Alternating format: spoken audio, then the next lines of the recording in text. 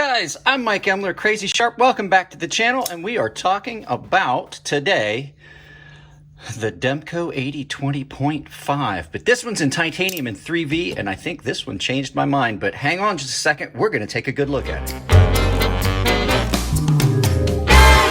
So like I said, this is the AD20.5. I had one of these on the channel and I was not impressed. Now the original AD20 I loved. Jared sent me one to review and it was amazing. But this one's different than the AD20.5 that I did before. So the one I did before was the FRN with the AUS 10 blade that had some heat treat issues. That at the edge was pretty screwed up. We got it taken care of and got it sharp. But I wasn't impressed with it, and I didn't like the cheap feel of the plastic. Now, this one is a Warney.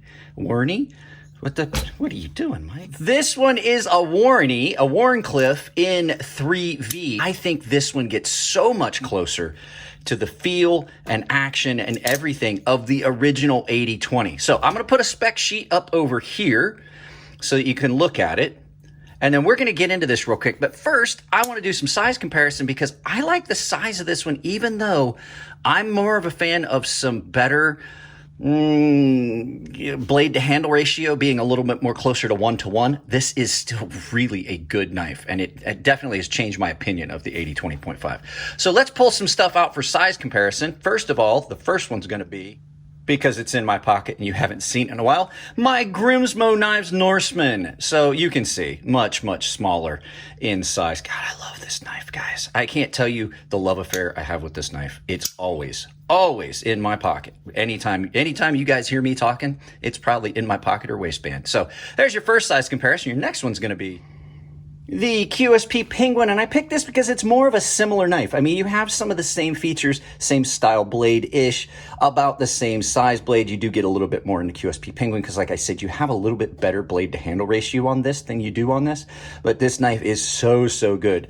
So there's your second one. Your next one's going to be the Chris Reeve Sebenza, which, as always, our final comparison is going to be a knife that pretty much everyone should know. So you can see it's not tiny. This is a good mid-range knife, but it's a good bit smaller than this. So it's not tiny, but it's a good sized knife. So let's get this out of the way and talk about this a little bit. So now I did a full review of an AD20.5 before, and like I said, it was the FRN. So we're not going to get heavy into specs and stuff, but this one is a lot different. This is a very well finished titanium and 3V production version of the AD20, but shrunken down. This is the AD20.5. So I'm not 100% sure what the size differences are overall, but I will say AD20 is a very large knife. I loved it. Jared sent me one. It was really hard to send it back to him. Tino let me borrow this because I'm in the process of filming a video where I'm comparing these top locks like this, like Axis Bar Lock, Shark Lock, and some of the others, just the comparison, see which one I like better. So he sent it to me to borrow, and he lent it to me to borrow, and I forgot that he had this, and this is so much better than the original AD20.5 that I had. There are very few downsides to this knife. This thing is very attractive. You've got really well done titanium with a fine bead blast with the Demco Shark Lock. You've got your pivot that is done really well. Demco Knives, Wampum, PA. This is their these are coming out of a plant in Taiwan. I don't 100% know where they're being made, but this one is in 3V as a Warncliffe. Now, I will say you can see already, just me being me, there's already a little bit of rusting and pitting. I don't know what it is that I do to steel, but I have had to constantly wipe this thing down with some blade shield. That has nothing to do with the steel. This thing cuts like a champ. Tino has had this for a while, and I have yet to have to resharpen this for him. It's still got the factory edge on it. 3V holds up really well. Action. Guys, this is so spot on with what I felt in the AD20. It felt a little, I don't want to say grittier or tighter in the other version of this that I got that was the FRN. Thumb studs. Beautiful thumb studs on this. I love those huge thumb studs that they use on this. That goes back to stuff that Demco designed at Cold Steel, and some of the stuff that Cold Steel still uses. As you can see, these are always and have always been some of my favorite thumb studs, are those big volcano thumb studs like this. You get a lot of purchase. You really can just hammer that knife open with those. The shark lock on this is as fidgety and fun as it was on the original. The everything about this knife is just about perfect, with the exception of some stuff we'll talk about in a little bit. The pocket clip on it is great. I don't dislike this pocket clip. I love the way they've attached it. I love the fact that you can do it as a left or right, because once again, this is truly an ambidextrous knife, a lot like any of the back locks or compression lock or the sliding bar lock. Compression lock, not so much, but like the shark lock and some of these others that you're seeing, completely ambidextrous, because I can operate that lock every bit as easily and operate the knife every bit as easily left or right-handed. So really good choice on this pocket clip. The way it attaches, you cannot make that jiggle. Nice broad placement on that, and it's done attractively, and you've got just some pretty good retention on that. You do have a spot where you can choke up on it. It doesn't have a full choil, but you've got enough room. You can get up on it and do some detail heavy work. I will say one of the things I don't like about the shark lock, because we're going to start getting into some of the other well, let's finish the positive stuff first. Positive stuff, like I said, everything's chamfered well, really, really, really good in hand. Let's get the positives out of the way first. Jared reminded me I need to keep an eye on that. But I have had very little sleep because I've been in and out of the hospital with the kid. So like I say, everything's chamfered really well on this. It does not have the checkering that I experienced on the FRN version, which means that this is more comfortable in hand. And there's something to be said for weight. I do know that weight does not always equate quality, but the fact is weight gives it substance. Things that are light have a tendency to feel cheap, and this does not. This feels so good. So yeah, everything about this so far, spot on. I know you guys have probably picked out one thing I'm going to say. So let's go ahead. Let me go get a drink of water, and we'll get into some of the negative stuff. Let's get into the negative stuff, and there's not much, guys. Really, I love this knife. It's really, really nice. There's only a couple of small things. The actual blade to handle ratio. I wish that they had found a way to maybe do this a little bit differently. You lose a lot of blade length that you don't on the drop point, because you see where that terminates on the drop point, you get a good bit more blade. Do you get a lot more cutting surface? Not really, but you still get more blade, and it gives it a better aesthetic when you have a closer to 1-to-1 blade to handle ratio. That being said, I can overlook that because this is so good. It does have a lanyard hole. And you guys know I'm not a fan of lanyard holes. I saw that Metal Complex put up a video is like, I hate this. I'm glad I'm not the only one leading the charge on lanyard holes. I hate lanyard holes. There's ways you can do this where it doesn't ugly, and it's from an aesthetic standpoint. That handle is attractive, and then you punch a hole through it.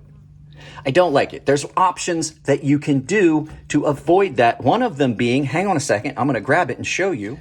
Actually, I grabbed two of them. I like adding a piece to the back spacer, so everybody has an option like that. Really love that, and I love this knife. This is still hands down one of my favorite budget knives that has come out in the last few years, the Ray Laconico Sirius. But yeah, so you just put a spot in your back spacer, and the other option that I really like is just a post. Now, you don't have to make it go all the way through like this. There's a couple companies that just pinch it in between, and when you put it back together, it's clean on top. This still, you get some aesthetic, but it's not just a big ugly hole in your knife. So there's a couple options. I like these, and the other reason I like these options is it protects your lanyard from getting like pushed through and loose and up against into the blade and then cutting your lanyard. Because if you've got an expensive bead on your lanyard, which a lot of guys do, you could lose your entire lanyard. I personally say that this is my favorite because it is the most attractive, and it gives that knife just a little bit of extra. But on this knife, you do have a lanyard hole. So if you're a lanyard guy, you know you've got one. I don't think that you would actually cut. There's some pretty good distance between the edge of the blade. I can't even see it when I look in the hole. You're probably not going to cut your lanyard, but you know, it's just one of those things, like just punching a hole in it is not that attractive. So we talked about blade to handle ratio. We talked about lanyard hole. Other than that, the only thing I will say is I do have a minor issue with the shark lock. As much as I love it, a lot of times I like to get way up on a knife and start doing some heavy cutting, and you can I've never had it completely unlocked, but I actually have pushed down on it, and you can see I get a little blade rock, and I'm like, ooh, hey, I'm pushing on that lock. And it's uncomfortable. The big thing is not so much but that's a little sharp, because you have jimping right there, which is great because it allows you to access that lock, which is part of the fun fidgety factor of it. But you definitely have a chance of putting a little pressure on that. And I've, like I said, never had it go all the way, because it takes a good bit of travel for that to unlock. But I have had it get a little jiggly like that because I was putting pressure on it. So it's not a serious flaw, but it's something that I'm like, I kind of wish that didn't do that. But overall, it's really good. Like I said, everything else about the knife is great. So if you guys don't disagree with the negative Nancy stuff, I imagine we're just going to adjourn this. I'm not going to do a full spec heavy review. I already did a review of one of these knives already. I'm just saying this version of the AD20.5 changed my mind about the AD20.5 overall. So let's get this turned around. We'll do some final thoughts, send you out about your day, and I have got to get this all wrapped up because I have to go spend some time with my kid at the hospital. Guys, that's it on this one. I really am impressed with how the difference in materials changed the overall feel and everything. The AD20.5 in FRN is not a bad knife. This is just leaps and bounds better in my opinion. I really like this. Completely changed my mind about the AD20.5. Guys, that's it on this one. If you like the videos, give them a thumbs up. If you don't like them, give them a thumbs down. But please try to tell me why. I can't change the content if you don't tell me what you don't like. If you just don't like me, give it a thumbs down. I don't care. It's still an interaction. YouTube counts it the same as a thumbs up. So thanks. Thanks for hating. Other ways, the best ways to do it though are like, share, subscribe, drop a comment, hit the bell icon. Make sure you've got notifications turned on your device so you get notified of all the things that go up every time. For me, it's Sunday because I'm trying to get stuff done so I can spend the rest of the evening tonight at the hospital with my daughter, and then I have to be there all day tomorrow for some testing that she has to have done. One of the guardian or parents has to be there. So, other ways you can support the channel if you want to do it financially, there's a handful of ways. One of them doesn't cost you anything. That's my affiliate links down below. Any shopping you do with my affiliate links, I get credit for it. Doesn't cost you anything at checkout. Amazon affiliate links, no matter what you purchase, even if it's not the item you clicked on, do some shopping. Anything you buy, I get a little bit of credit for it. There's a couple of them that have discounts associated with it. Doll Strong Knives saves you 10% of your overall order at checkout. If you're looking for kitchen knives, they have some really, really good ones. Atlas VPN, which is a VPN I use, currently is offering 85% off on a 2-year subscription, which makes it like $44 for 2 years of a VPN that is very good. And all of the affiliates that I use down below are things that I have tested myself. I wouldn't put it up there for you guys if I didn't like it. Other ways you can do it, I have a membership down below that's tier-based. Pick the tier that gets you what you want. Everyone saves $5 off my sharpening service. Everyone has access to my gilded server. Premium and baseline tier members get entered into a giveaway automatically that I do every month on the gilded server. And premium guys have access to a sharpening tutorial series that I do here on YouTube. Only those guys have access to it. And final ways, I have a merchandise store on Ember Shirt Co. where you can pick up my merchandise or other creators' merchandise at another 10% discount with my coupon code CrazySharp, capital C, capital S. CrazySharp saves you 10% at checkout. And the shirt blanks they use are some of the best t-shirts I've ever had. So guys, that's it. I love you all. Thanks for all the well-wishing for my daughter. If it's your birthday, happy birthday, and I will see you in the next video.